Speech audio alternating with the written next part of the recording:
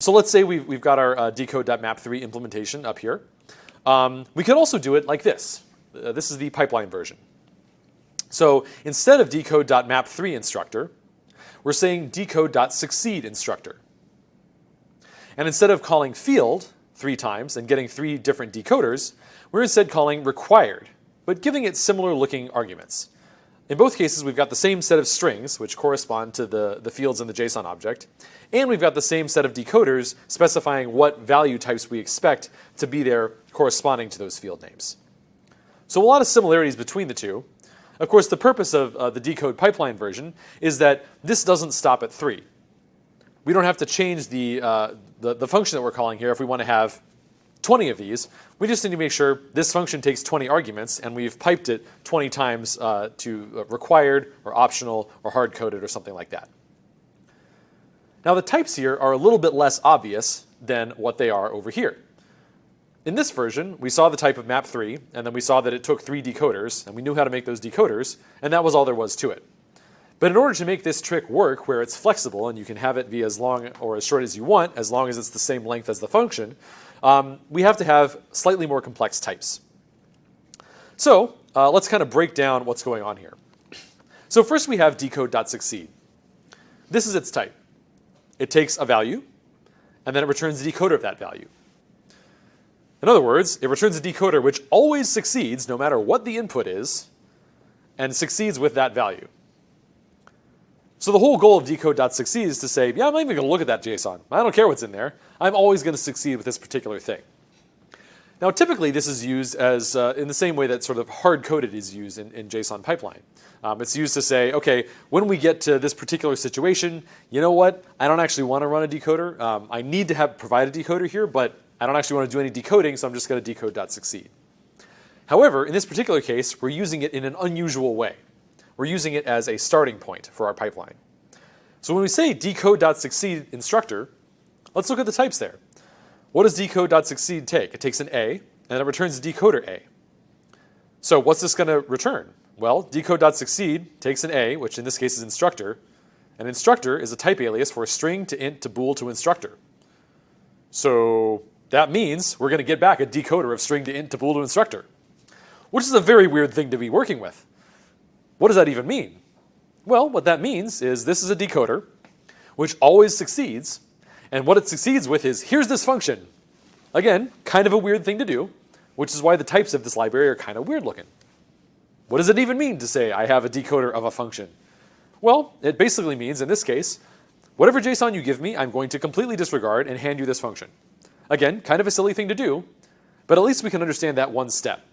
If we run this decoder on any piece of JSON, no matter what the fields are on it, if it's an object, it's a string, it's a whatever, this decoder will ignore it and say, here is a function. Okay, so that's going to be our starting point. Decode.succeed instructor gives us back a decoder of string to int to bool to instructor. Now the next thing we're going to do is we're going to start calling required on it. We're going to say decode.succeed instructor, pipe it to required name string, and then pipe it to required name string and required courses int. Now the types here start to get a little bit more interesting. So here we see that this second one is a decoder of int to bool to instructor. Huh. So essentially what required did there is it said, I'm going to take this decoder and I'm going to apply it with one argument. As we know, Elm supports partial application. So anytime you have a function with 3 arguments like we have at the top there, you can always call it passing the first argument, and then you'll get back a function that's partially applied version of that, which is to say a function with 1 fewer argument. And that's exactly what required does.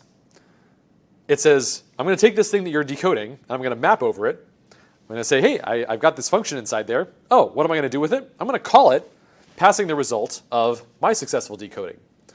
So in other words, if I'm successful, I'm going to have a string. The first argument to this function is a string. So if I'm successful at decoding, I'm going to take that string, I'm going to take that function, I'm going to pass it to it. Which gives us back a decoder with that string missing from its function argument list because it's now been applied once.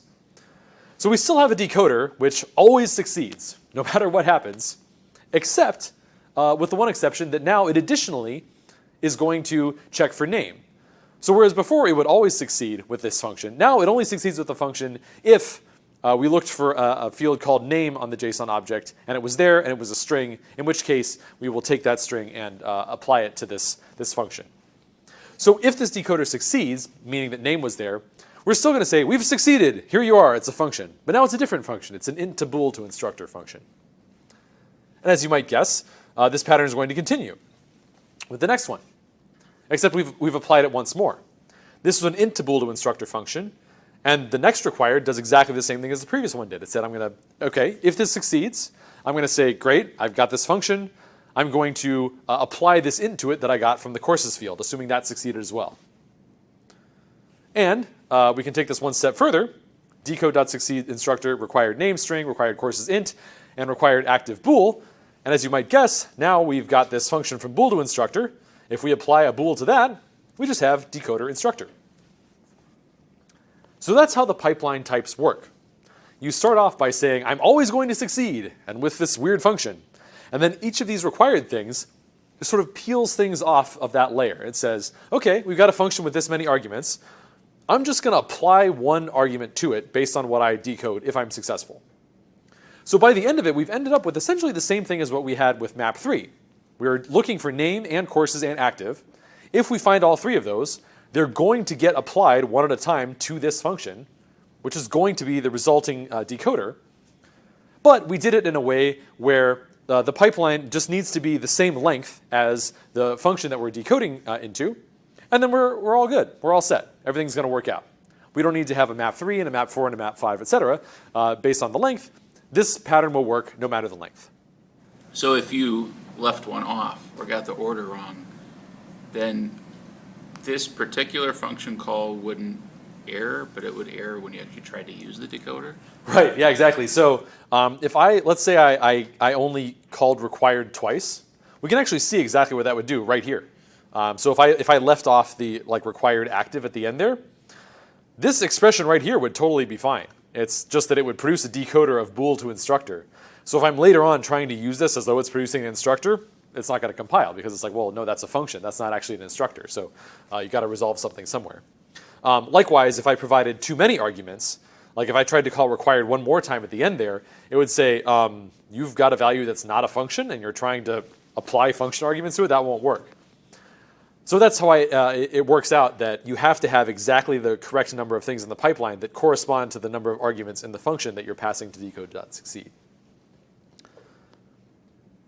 This also reveals something that we did in one of the exercises earlier on, where we didn't pass a record constructor to this, but rather we passed a variant to it directly. So as you can imagine, this whole pipeline strategy, and in fact the map 3 strategy, or map 2, or however many you want to use it with, only relies on functions. It doesn't actually care if this function happens to be a record constructor, or happens to be a variant function, or happens to be an anonymous function that you just decided to write in line. All it's going to do is it's going to apply these arguments to it one at a time. So you can put whatever you want in there. As long as it's a function and that function's type corresponds to the different things that you're using with required and the decoders you're supplying to required, it's going to work out and it's going to do its thing.